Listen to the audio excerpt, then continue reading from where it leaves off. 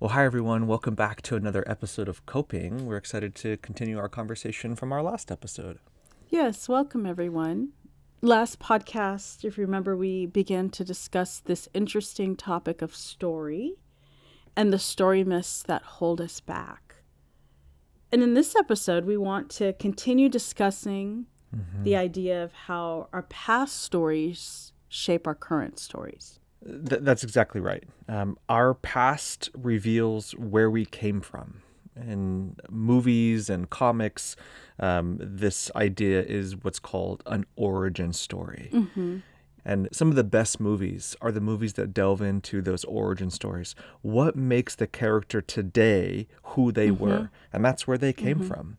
And so, and what's so fascinating is watching these backstories can actually provide us with insight into how the hero of the story or the narrator of the story acquires their superpowers, how they faced loss and overcame that, and when they were dealt hardship, how they came out on the other side, and what caused them to become who they are today, flaws and all. Yeah, that's all so fascinating. I personally love all things history, past, origin. So let's get started.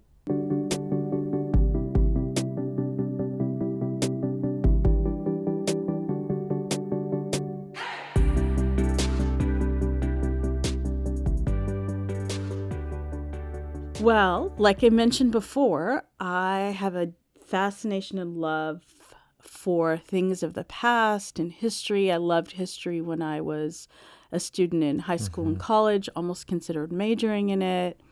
I'm obsessed, sad to say, with ancestry.com and going through, clicking on, those of you who know ancestry.com, you click on these leaves that are of the tree. You just keep clicking and clicking, and I don't really allow myself to go on anymore because I'll just spend hours delving into the history. Yeah. And a few years ago, we took a trip to New York City. Yeah. And I know that you love my family history because they came through Ellis Island. So there's a lot of documentation about their travels, clicking on those leaves, and then being there, standing in Ellis Island, looking at the records where my great-great-grandfather on my father's side traveled from Ireland and then signed his name in the book, for the records coming over to America. And then on my mom's side, my great-great-grandfather also came over from Italy. And so just to go from a website where you're searching and, creating links for my family tree, and then to stand there and to see the signature written and to, see the pictures of the ships that they traveled on, and to quite literally stand exactly where they would have stood in line. There's something really powerful about that and how it becomes so real and so vivid. And for me personally, to connect my story back generations fills me with a lot of meaning and connects me to my past in a way that I just didn't know existed. It's really quite powerful stuff. Yeah, we remember, those of you who have been to Ellis Island, there's a ferry that takes you. And to think that we were seeing the Statue of Liberty just like they would have was a very moving experience for both of us. And it's about the power of connecting to your past.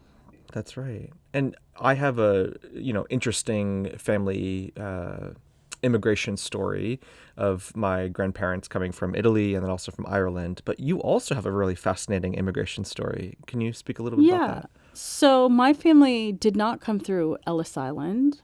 My parents immigrated to Florida in 1971, and that's how we came to America. They came by way of plane to this country with my dad had a new job at a brand new university.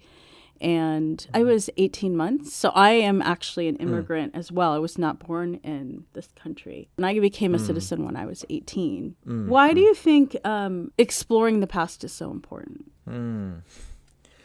Well, you are the history buff, and I am the story buff, if you will. I think there's a few different things that makes looking at our past and knowing our origin story so important. And the first thing is connection. Understanding our stories did not begin with us makes us feel less alone, and helps connect us to the bigger story that's unfolding. And that's exactly what happened for me.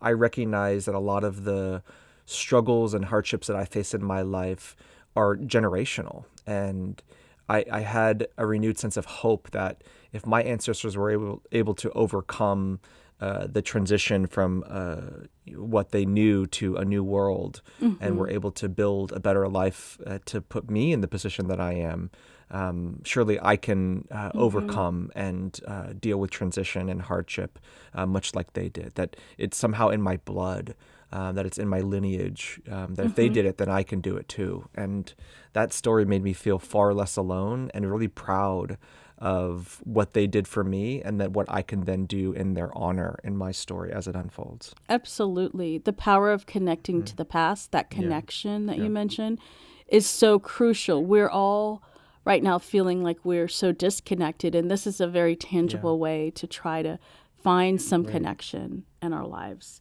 Currently, we are in a story class journey with Be Well, and we're reading Leslie Leland Field's Your Story Matters. She has a very powerful quote about the past. She says, "The past is not done. It lives on in us, no matter how cleverly we disguise ourselves, no matter how fast we try to run from it. When we don't turn and look behind us, we lose our way, even our very selves." Wow.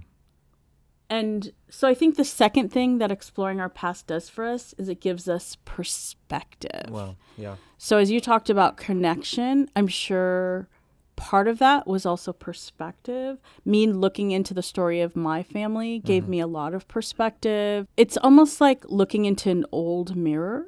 We see ourselves in an old mirror, but we also can see those who came before us, and their experiences give us a new lens from which to look at our lives. How does it give us a new lens? Say more about that new lens. So, for example, if I look through the lens of my life right now, through the lens of my parents, again, it's a story of overcoming. It's a story of a new life, a new hope, a new future for the next generation. It's exactly what we hope for our children, that my parents hope for us. And so this perspective is now connected to the story, the greater story of my family.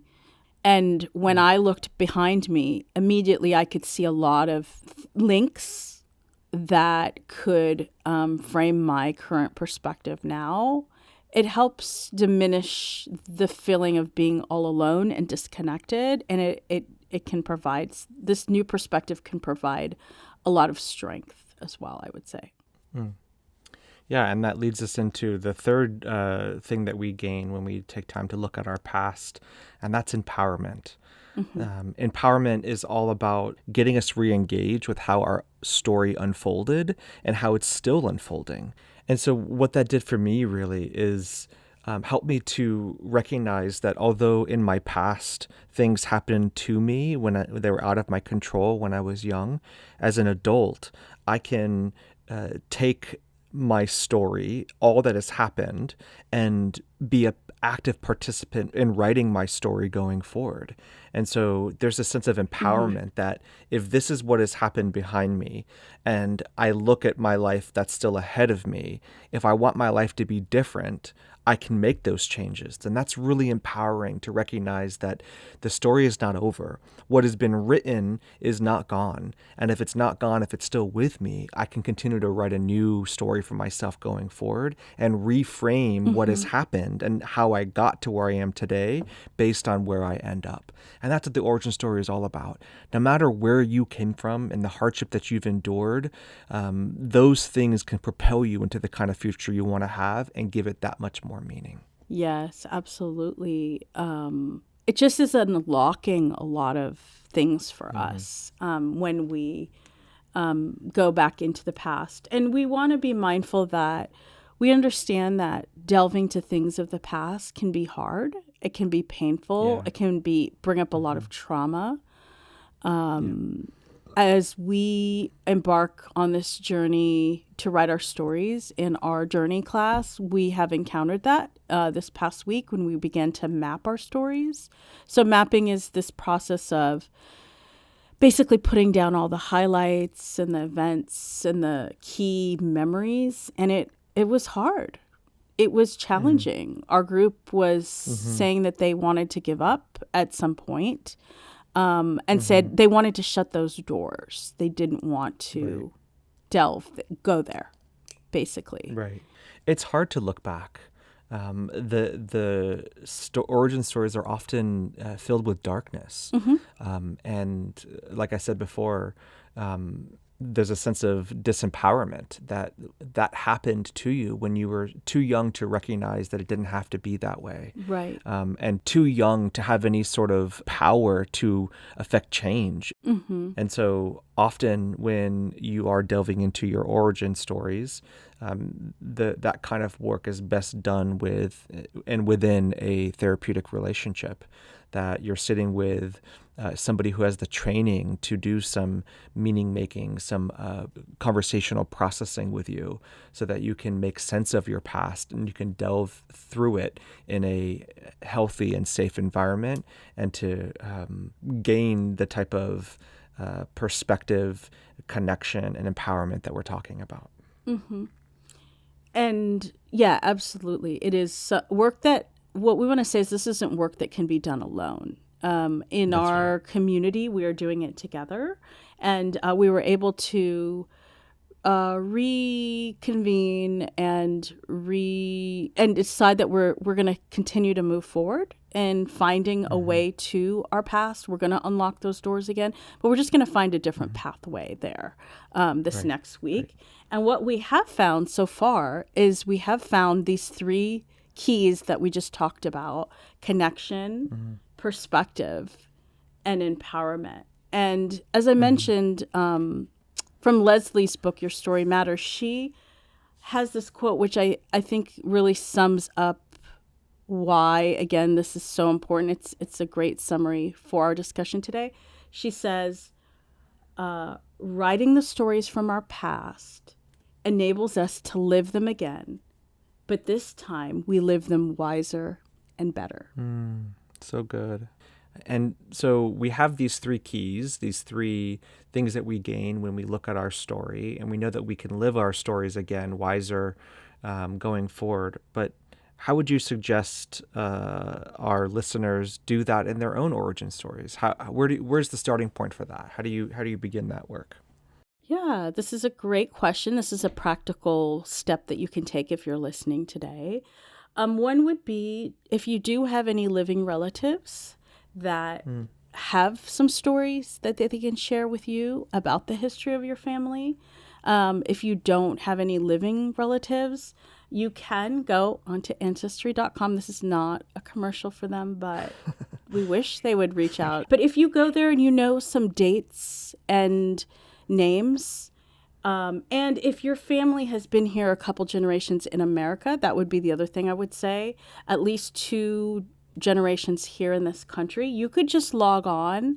And in the free version, you can find out a lot of discoveries. Everything from marriage certificates to census reports, ships registries. That's what Kevin found at Ellis Island. They're all online. It's so fascinating. So those are the 2 things that I would say is reach out to a relative who can share stories, or you can also go online and look through that. Yeah, I think the other way that I mentioned before is if you start diving into your story and you recognize that there's more darkness than you may be able to face on your own, turn to a therapeutic relationship, initiate a therapeutic relationship if you don't have one, or bring some of those stories to your therapist to help have a trusted person walk you through some of those difficult stories.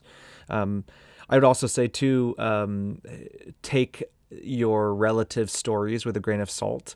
If you come from a family like mine, where there's divorce and division within the family, there's different versions of the same story that are being told. And so it's hard to know what is the truth. And the Mm-hmm. reality is that whatever story is being told by that person, that's their truth. Their And perspective. the work I've done with my therapist is to take parts of those stories to form my own, and know that the greater truth is that all of those things are part of who made me who I am, and to work through each of those things individually, but then to make sense of them for how I want my story to unfold going forward. And I would say a final way for those of you who want to dive into your stories, in addition to what we said, is a couple of episodes back when we were going through grief, we talked about this process of listing. And we are using it in our current class as mapping. So basically, what you do is you take some sticky notes and a poster board, and you are going to map out the different time periods of your life. It's a brainstorming exercise where you're able to list memories, events, highlights. We will be able to give you a link to a resource called Life Events that might be able to jog your memory. We'll attach that to this episode notes. And we're excited for you to dive into this because we just see the value of it so much. Yeah, so just to recap, we want to encourage all of you to take some time to delve into your origin story. What makes you who you are? Where have you come from? All of those things will inform where you are going next. We hope that as you delve into those stories, you'll find some connection, you'll find some perspective, and gain some empowerment in that. And so to conclude our podcast today, I'd like to offer a traditional Irish blessing for the journey that you still have ahead.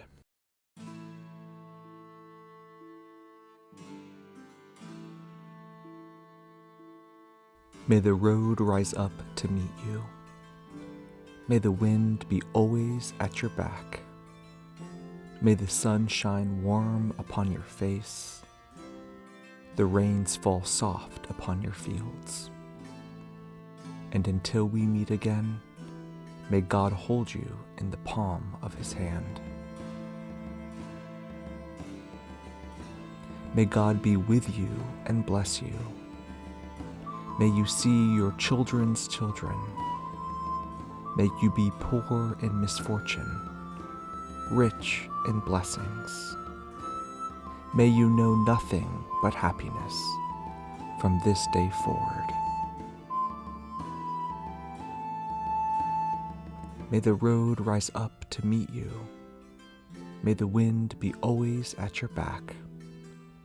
May the warm rays of sun fall upon your home.